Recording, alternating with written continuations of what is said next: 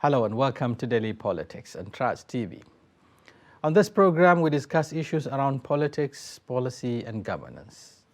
I am Shafiu Suleiman. The emergence of two political powerhouses whose trajectories appear similar from their early days in the political journey to their choice of career and spread across party lines and regional divides. The 2023 presidential contest started to be amongst two major political contenders, Atiku Abubakar and Bola Ahmed Tinubu, not ruling out the possibility of emerging forces who could spring up surprises. While some call it the last fight, others say it is an El Clasico, akin to what is known in the football parlance to mean a contest amongst two strong football rivals. On Daily Politics tonight, we'll be analyzing the financial, political, structural, and electoral values of these contending political forces in the face of a changing electoral atmosphere. Joining us now to discuss this issue, we have in the studio Baba Negedu Martins, a political correspondent with Daily Trust newspaper attached to the People's Democratic Party, the PDP. Thank you for joining us. Thank you. Also joining us for the discussion tonight is Salahuddin Hashim. Salahuddin Hashim is a member of the civil society organizations with particular reference to CISLA, the Civil Society Legislative Advocacy Center. He's also a political analyst. He will be joining us via Skype, to engage some of these issues that we're talking about. Thank you very much for joining us, Salahuddin. Okay, so we'll now take a short break, and when we return, the discussion continues. Stay with us.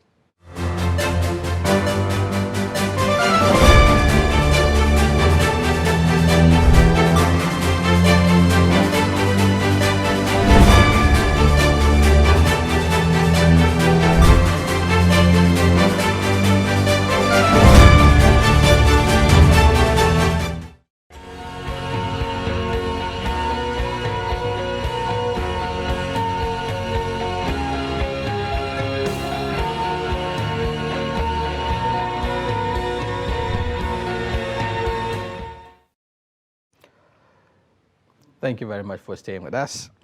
And now the discussion proper. Baba Martins, just coming back from, let's start with that because we have to look at the latest happenings around. I know that the two contending forces very much engaged with the politics of, choosing their running mates. Political parties and the presidential candidates have been interfacing at the other level. Even President Muhammadu Buhari is meeting with governors and so on and so forth. From the PDP front, there has been a lot of,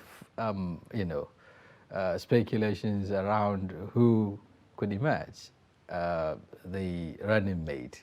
There were names that have been put forward, in the public domain, but let me allow you to lead us into this intrigues and, of course, the permutations around that. Okay. Good evening, viewers. Good evening. As it's in the public domain already that INEC has given the political parties up to Friday, and then that is the 17th, to come up with the names of their running mates to the presidential candidates. And the parties are, as you can expect, there are intrigues, there are meetings, there are horse trading consultations going on between the contending forces, between the presidential candidates and those that are interested in being the running mates and other organs of the party. Let me, on the PDP side for now, but like you said, the president is meeting with governors on the, that is on the other hand. On the other hand, but on the PDP side, what we know, a committee was put up to look at the names of possible running mates to the presidential candidate Atiku Abubakar And the committee came up with some names, which the party is still studying, and hopefully before Friday, the party will come up with the names of, with the particular name of the running mate to Atiku. And one thing is really interesting because, in the last election, Atiku was the candidate of the party. 2019, yeah. And then, before what's happening, he came out with his, the name of running mate. Peter Obi, former governor of Anambra, Peter Obi, who is now in another trying to lock horns with Atiku Abubakar. But for this time, the candidate and the party had actually put in place a high-level consultation, and which is ongoing.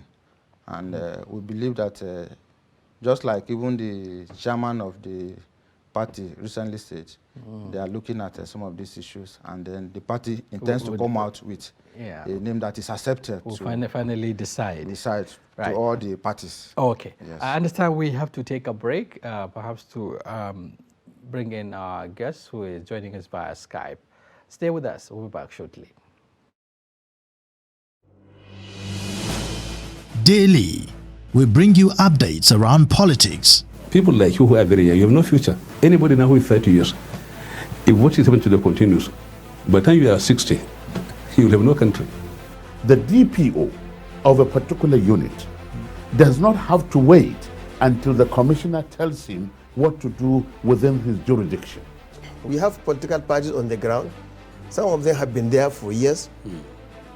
But they themselves, in their own sober moments, they know that this country is not the one they're expecting to run. Policy and governance. Are you saying the NBS is lying? I'm saying to you very clearly that the NBS has a serious problem with accurate data till today. The 5th Assembly, as well as the 7th Assembly, their own attempt were unproductive. Emergence of the Taliban has simply emboldened terror groups globally. There's a lot of attention with regards to security developments in Nigeria. On Daily Politics, we interrogate issues, holding the actors to account, bearing in mind all the sides. We heard that in some places now, people have to go and pay tax, not to the local government, not to the state, but to criminals. Nobody can come to your house and kidnap you without information. If this country is bleeding, it is bleeding because we have failed to educate our young.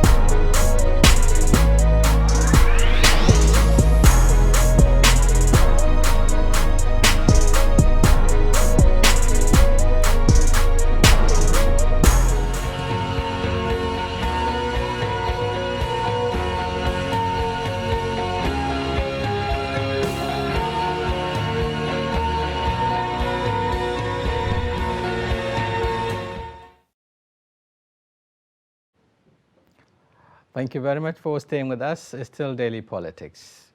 And of course, today we're looking at the politics of the money bags, particular reference to 2023 general elections.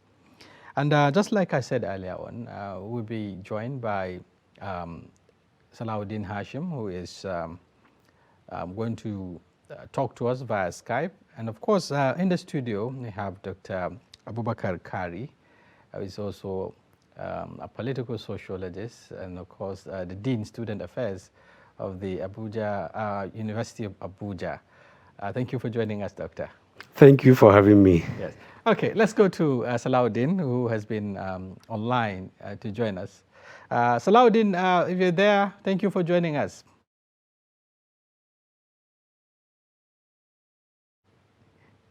Yes, I'm sure you've been following the political developments right from the emergence of the political the presidential flag bearers of the political parties. Let me get your assessment. So far, we've seen, those have emerged across these political parties. Was your expectation met? What do you think, Nigerians have gotten in terms of choices ahead of this 2023 elections? Thank you. I think I would like with the fact that Nigeria left with bad choices.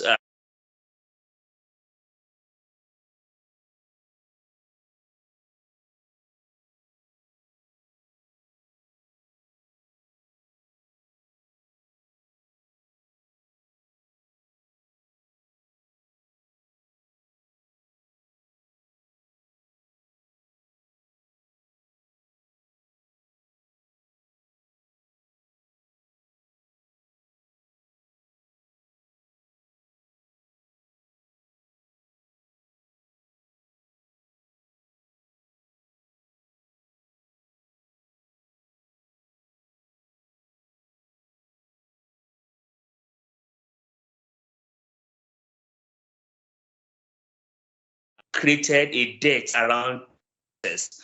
The political climate is cloudy. It is cloudy because of the attitude of our stakeholders and those who are currently playing. And of course, it played out over the recent primaries that we have seen.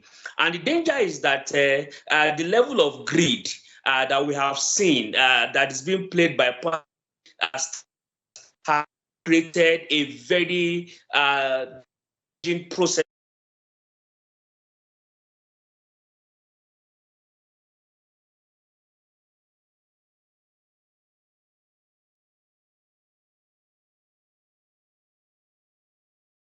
But what we now see is the fact that vote buying, and of course, has crept into our political lexicon. And since it has come in, it has become one of the very bad choices that we are left with.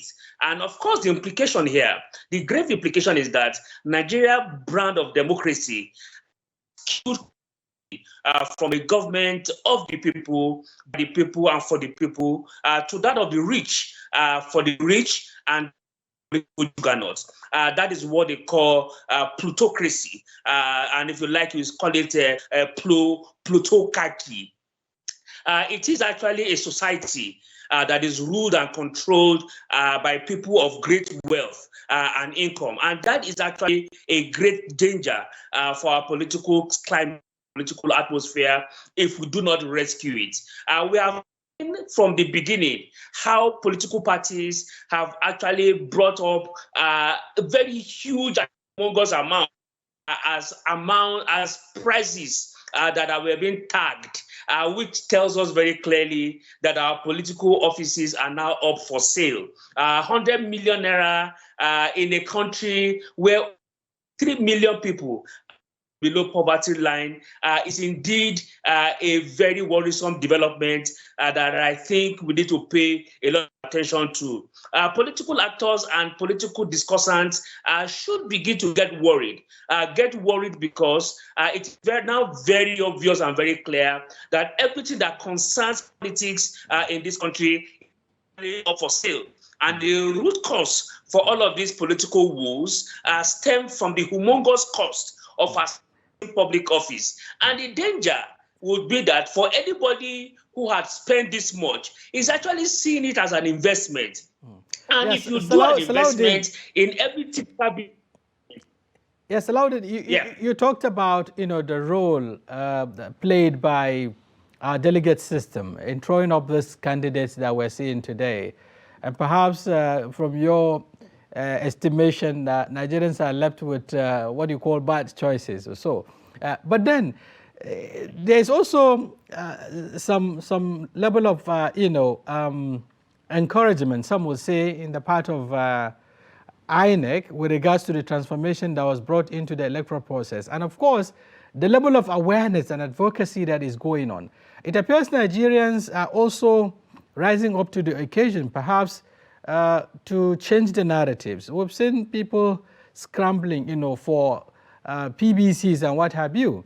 And then there has been also a lot of enlightenment going on with regards to, telling Nigerians to do away or to shun this money politics and ensure that they do the right thing.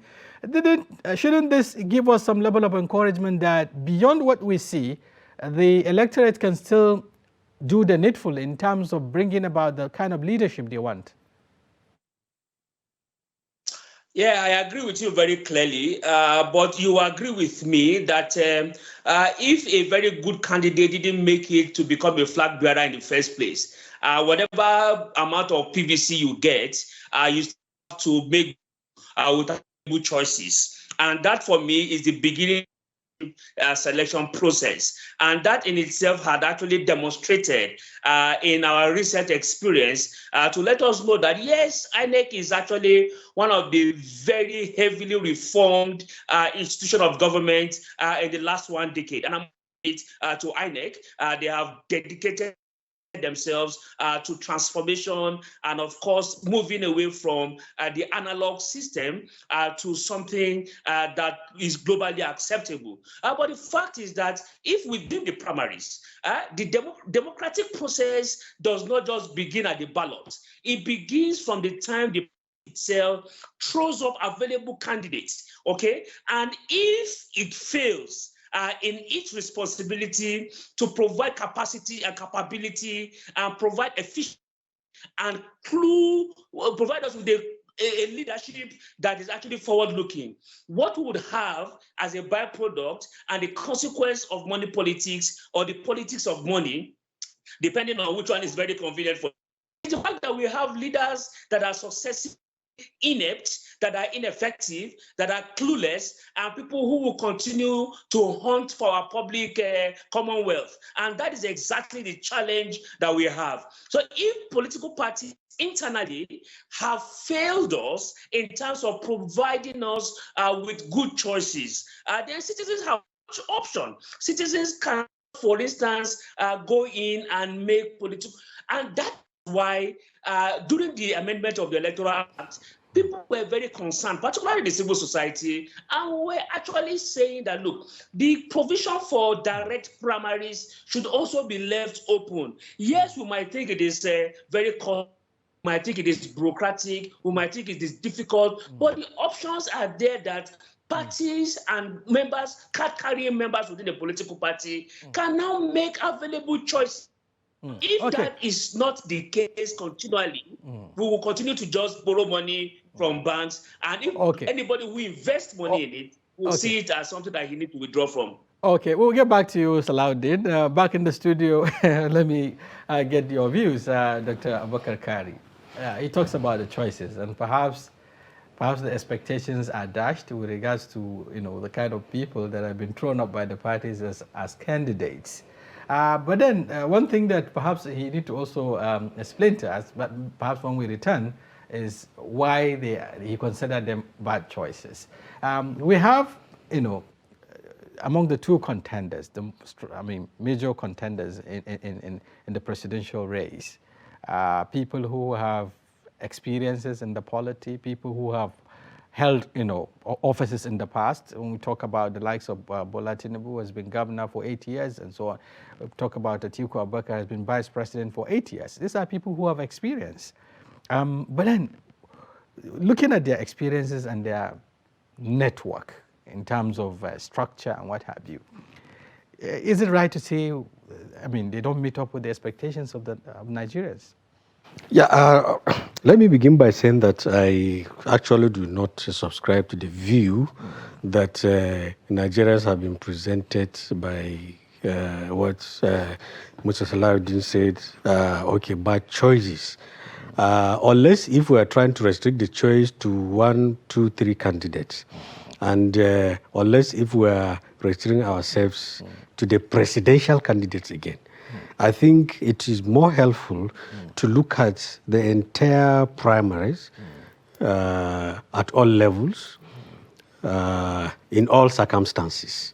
And even in terms of the presidential candidates, it is always surprising, even sometimes annoying, to restrict to just Tinubu and Atiku. I think that is unhelpful. As at the last count, we have at least 15 candidates. And therefore, I do not believe that all these 15 are bad choices.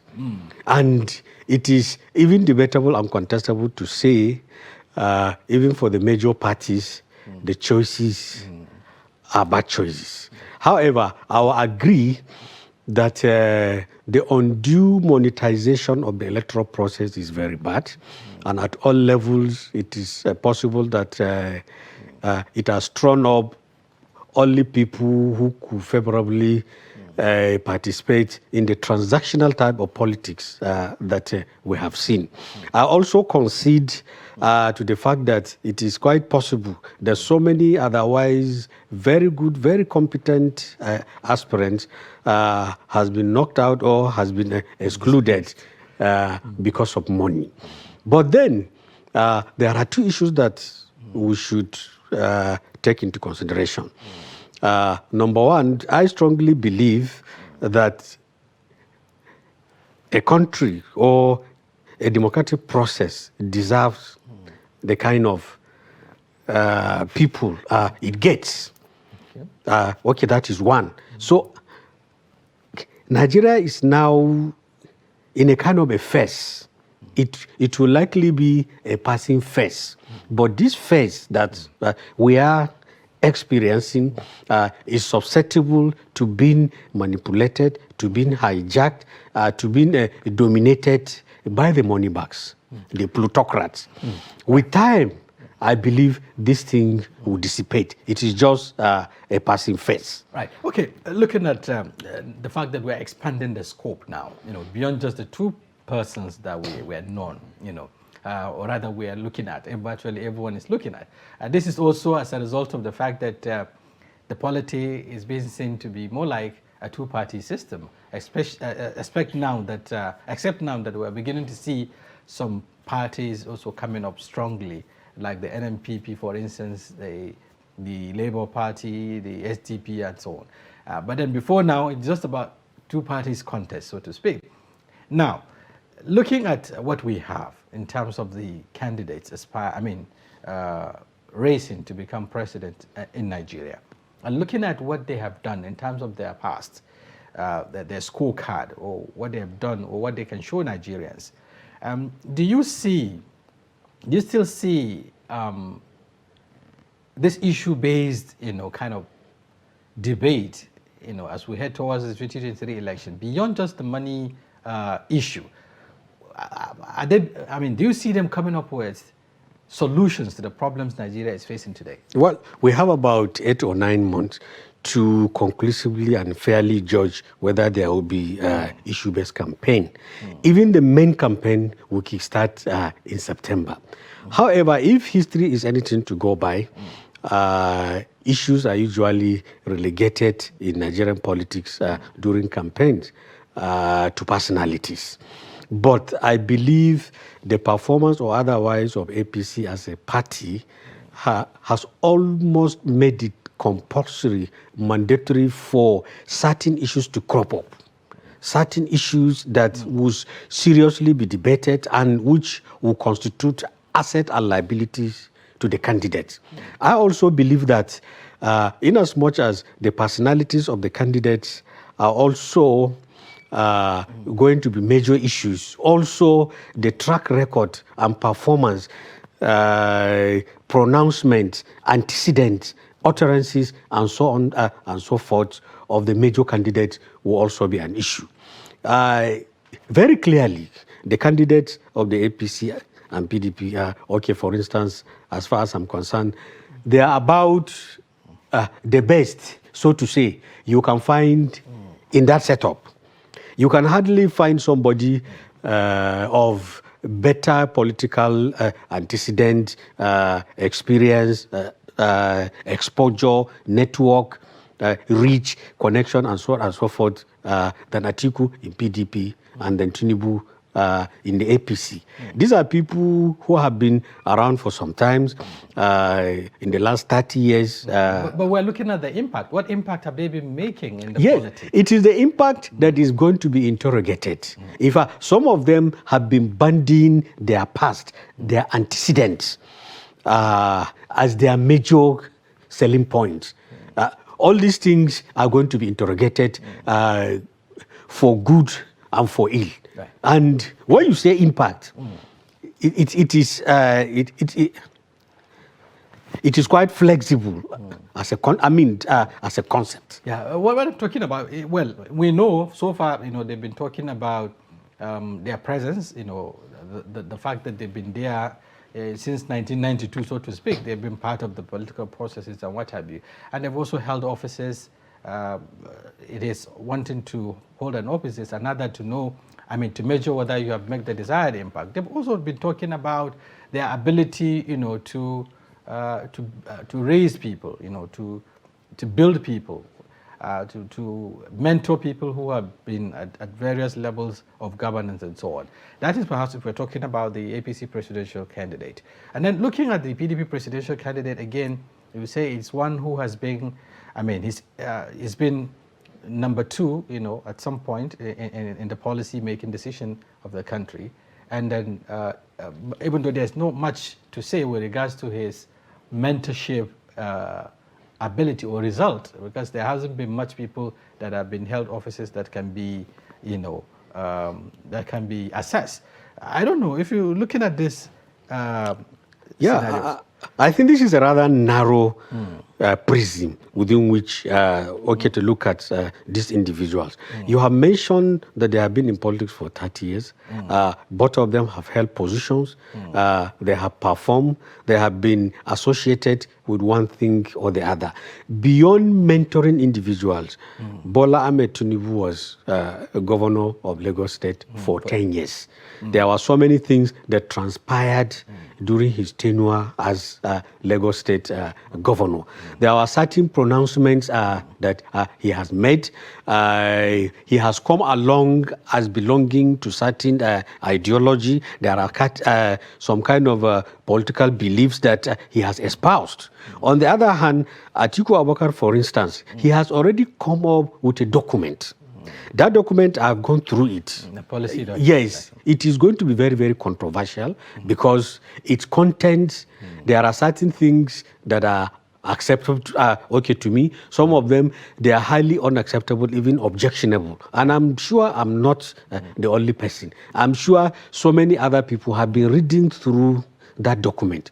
When he was vice president, Atiku was chairman of the economic team, particularly between 1999 and 2003. There were certain controversial programs and policies of the Obasanjo administration which he now embodies. They are going to be assets and liabilities for him. Therefore, there are so many things, so many ways that these persons are going to be assessed, interrogated, dissected, and skinned. Right. Okay. It talks about ideology. Before we go for the break, most of them have gone through difficult, different political parties in their journey in politics. For like Tinubu, started from the AD, the days of AD, ACN. Before then, even also joined, was with SDP at some point, now ACN, and then now the APC. For Atiku again, they have similar trajectories. They went through almost same processes. It was also in the SDP, in the PDM, and so on, the PDP, APC, and now, and all of that. So, talking about ideology, do you see this contending forces, or political candidates brandishing their, possessing any of ideology, beyond just struggling to get to power? I think the issue of ideology in the Nigeria political system is nothing new. And then with the way and manner our politicians move from one political party to the other in search of power, I think ideology, we all know, has been relegated to the background. It's not anything on their agenda. Is what they do is all about how do I get power, and any platform that offers them that gleam of hope of getting power, that is where they move to. And you can see the way they move from, even from APC to PDP, from PDP to Labour Party, from APC to NNPP, you know, it's just like that. And that's why I also want to subscribe to what Doctor said. You know, we still need to look at our political recruitment process. It's very key. Hopefully, this is a phase, and as we grow, maybe some of these phases will pass, and then we'll onto something better. Because definitely we cannot continue like this. We cannot continue like this. Okay. Thank you very much. I think it's about time we take a break. The program is Daily Politics, and today we're looking at 2023 and the politics of the money bags. Looking at the choices, you know, before Nigerians as we head to 2023 presidential elections. Looking at the contenders and what they perhaps may offer to Nigerians as we move into the polls in 2023. And I've been talking to Dr. Abubakar Kari, a political sociologist from the University of Abuja, and in the studio back here, also talking to Martins, Babanegedu Martins, who is a political correspondent with Daily Trust. Via Skype, we'll be joined by Salahuddin Hashim, a member of the civil society group. Together we'll be looking at the issues. We will take a break. When we return, would also look at other sides of the strengths and weaknesses of the choices before us. Stay with us.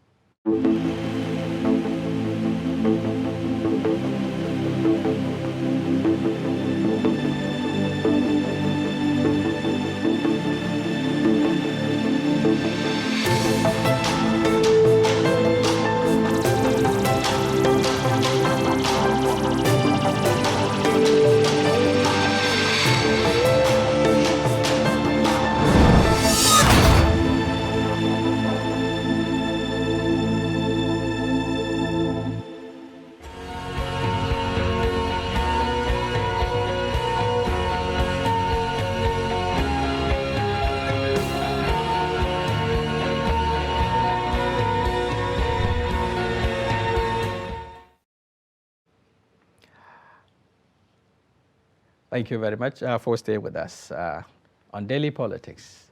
And just like I said, our talking point is 2023 and the clash or the politics of the money bag. Let's go to Salahuddin Hashim. Salahuddin, if you're there, you've had some of the perspectives here in the studio, especially coming from our guests, Dr. Abubakar Kari and Baba Martins. Well, they're looking at issues beyond, you know, just the monetization of the polity, but then looking at what we have before us in terms of the quality of the contenders. We cannot run away from the fact that, you know, especially looking at the major contenders, we are dealing with people who have had experiences in politics, in businesses, and of course had networks of and structures across, you know, political and regional divides, and then people who have the war chest. We're talking about a man who is worth $180 billion, billion naira, so to speak, and then another contender with $8.4 billion, you know, worth. These are huge amounts of money, and we've seen the impact of such, you know, during the conventions that took place. What do you make up with how we're going to, how Nigerians are going to face this challenge? All right. I think to begin with, I like Dr. Abubakar's position when he tried to say that I had conflicting opinion, and obviously, yes, coming from the scholarly background, he looked at the spectrum, but obviously he also fell into my analysis and fell into the trap of my own position when he also narrowed down his own analysis just to contenders. And obviously, in reality, what will play out eventually, considering the ecosystem of our political space. And obviously, by the time we get into September, October, and November, we will realize that a number of others are just pretenders, and that the gladiators will be narrowed down to about 2 or 3. And that will be the obvious available options that are available. But of course, going into your question directly, Adolphus Wabara, the former Senate president, once mentioned that Nigerian politics is like a business. And obviously, you invest huge money so that you can also reap bountifully. And of course, we have seen some of the huge investments coming in over the primaries. As a matter of fact, one of the most popular word in the last 3 months has been the word delegate. Even a demand that sells shy on the road, if you tell him to give you Indomie, he will ask you, does he have to now give you the delegates type or give you the comrade type? Which tells us that delegates have now been adduced, have been thoroughly induced. I wanted to pin down this particular edition of your program. 2023 campaign would be special. It will be special because we have 2 gladiators who have deep pockets, and those deep pockets will be brought to bear. A lot of things will be on the line. One is the issue of ego. Ego will come out very clearly, and the fact is that who is the biggest spender would also come out very clearly. And I can tell you that political sycophants would have all day affair fitting from pillar to post, trying to make sure that, and the danger is that patriotism will be relegated to the background, competence will be relegated to the background. But the good thing is that we have 2 actors who are students of politics. We have one who is at who has that orientation, even though I also agree with your second guest, who said that there is an absence of ideology in our political space. But of course, these 2 are students of politics. One is an Awoist. The other one is actually somebody who cut his tooth from the Yaradua ideology. And of course, that was where he learned his political roadmap from. These 2 knowledge would thoroughly come to the table. They will be put to test. Ego will come in. There will be a lot of things to actually fight for. But one thing that I think should actually be the major need for Nigerians to clamor for is the need for us to look very closely and actually look away from all of those materialism and focus more on where do we want to go from here. We must get to somewhere. Where we currently are now, I have seen the manifesto that referred to, and I just told myself, the same thing we told ourselves in 1960 are the same political ideology and campaign and issues that we are still bringing to the table. When would we get away from that? When would we be the last time we talk about the issue of electricity? These are regular issues that comes in, year out, every electoral cycle. Nigerians are tired to see something practical, to see something, a major departure we are coming from. And I also want to plead with Nigerians to also ensure that they interrogate very clearly. And for the first time, leave behind the issue of vote buying, leave the issue of monetization of our political process, and actually focus on specificity that can take us to the next level. And when I say I am not actually the next level that is sloganeering for any political party. I'm only talking about next level in our national life, because as a we have actually been stagnant for too long. We must make progress. We must be deliberate. We must be dedicated, be committed in the kind of choices that we make. Otherwise, we will only be creating problem that is raised to a power of whatever that we are raising, and that will be a huge issue. Salahuddin, Nigeria Bureau of Statistics has just told us. Salahuddin, can you hear me? Yes, you talked about. I hear you clearly. Okay, beyond this choices you talk about, beyond the war chest, beyond the money bags, we also have presidential candidates who are telling Nigerians that we don't have the money to spend, but we have agenda, we have blueprint, we have things that we want to bring to the table. Some of these presidential candidates are talking about, the issues, that is unemployment, addressing insecurity and so on and so forth. But perhaps they may not have the money to throw around like the money bags. Isn't this also a rallying point for Nigerians who want to have, to change the narratives? The first question we should ask is that what is their governance resume? What is the past experiences they have around governance? The presidency is actually not meant for messiahs. Presidency is not a papacy, as some people would say. Presidency is actually a place that requires capacity and capability. You must demonstrate that. It is not a convent where people go to look for messiahs. We need somebody who will be able to take us out of problems, and we need to be serious in our choices.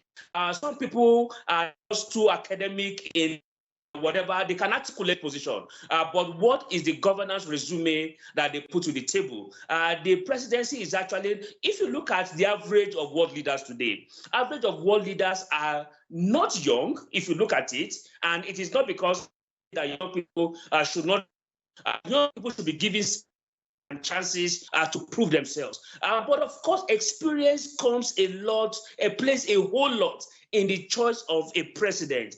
You must have antecedents, you must have background, you must be able to get things done. What is domestic and foreign policy? What is your homegrown agenda for growth and development? What is the ladder that you have societally to be able to build the clamor that the society can rally around you? We need a president that can stand anywhere and Nigeria has. We don't want any clown to just sit within that. We have suffered enough. We need to be able to put our acts together and get a regime that Nigerians can indeed take ownership. Right. Okay. That can display competence, display intelligence, have political power, and can take us to the next level. Thank you very much, Salahuddin. Okay, back to the studio. Doctor, you've had some of the perspectives, coming from Salahuddin. He's talking about, the fact that the presidency is not, a place where you just have people who can talk about, issues academically, but lacking in the capacity to deliver, or looking at their trajectories, what they've done in the past. But this is what we have so far. People who are brandishing themselves as alternatives, for instance. What's your take on that? Yeah, I think I share that belief too. Okay, because it will be quite reductionist and simplistic to simply come and be engaging in needless rhetorics, playing the Messiah, as he says, and so on. And that has been the penchant of some of the candidates. There is a lot of show-off, showboating, or playing to the gallery. But before then, I think it's very important to state this fact. It's a very serious fact that since the advent of Western liberal democracy, it tends to be hijacked everywhere by the money bags. Okay. It is, yes, it is a fact. The non-money bags in power are few in all climes, at all epochs. That's a fact. If you look at Africa, for instance, beginning from South Africa, Cyril Ramaphosa is one of the richest South Africans. Uhuru Kenyatta is extremely rich. So in essence, politics is not for the poor. Is that what you're saying? I'm not saying that. It all depends on the political process. It also depends on what we call political culture. The crisis that we have in Nigeria now, as far as I'm concerned, stems from our poor political culture. politics is a culture, and when we say a culture, it's a totality of way of life of a people. It has its own values, it has its own attitude, it has its own behaviors, norms, rules, and so on and so forth. And political culture is something that evolves with time. So our own is taking a long time to evolve. Is it deteriorated? Because that's not what we have perhaps in the first No. I would rather say it is fluctuating, but we'll get it better because, for instance, 2015 election was relatively a very good election, but 2019 was not. So we are hoping that 2023 should not only be better than 2019, but also better than 2015. Are we not also seeing the pillars? Because just like I said earlier on, there is a lot of orientation, there is a lot of advocacy, there is a lot of interest. Even it is all part of the political culture, like stakeholders, like the civil society, even the media, the intelligentsia, they all have a role to play in building up the political culture. For the political culture to grow and prosper, it must not be left to politicians alone. The fact that it has not grown appreciably owes largely to the apparent aloofness of the other stakeholders in the political process. Okay, we'll come back to you to talk about perhaps maybe what can be done to displace this notion of the money bag politics in Nigeria. But let me get your perspective, Martins, coming from the PDP perspective. Now, already, there is permutations or schemings around who becomes the vice president. And there has been a lot of contention with regards to this issue of even though it might not affect perhaps the PDP because it is looking at the South, with regards to the running mate. What do you think, would make the choice for the PDP? What are they looking at in terms of yardstick now? Okay, I think for the PDP, what they are actually looking for, like you said, is looking at the composition of the country. They are definitely going south, and then in the south, they are looking at, unfortunately, in Nigeria, looking at personalities, personalities that will be able to bring capacity on board, personalities that will be able to bring votes, personalities that will have a control of their area. Political political jurisdiction, if you can put it like that. Okay. So they know they are looking at people that also will be accepted by at least the majority of the people, and that's why it seems like, unlike before, it's taking time for them to come up with. There is no particular direction as to whether it's going south-west or south-south. or south-east or south-south. I think for now, for the party, we believe they are considering the South-South. Okay. Considering the South-South. Coming back to Doctor, as we round up, talking about changing the narratives. Agreed, some will say the political process has already been hijacked by the Moneybags.